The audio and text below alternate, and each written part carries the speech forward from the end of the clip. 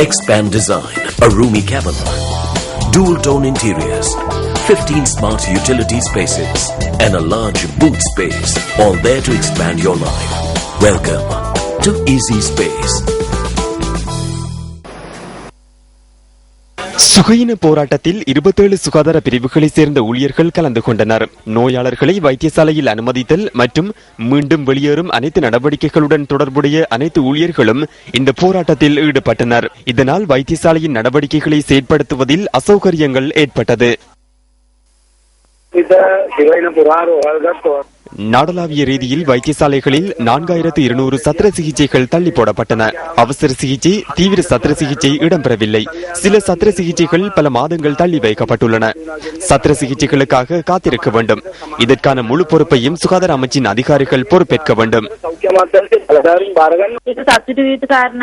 இது மகிழ்ச்சி அடையக்கூடிய விடயம் அல்ல, கவலை அடைய வேண்டிய விடயம். நாம் அனைவரும் ஒரே குழு, இதில் தொழிற்சங்கங்களும் ஒரு பிரிவு.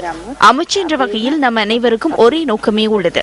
நாட்டிற்கு சிறந்த சேவையை வழங்கி நாட்டின் சுகாதார சேவையை உயர்நிலைக்கு கொண்டு செல்ல வேண்டும்.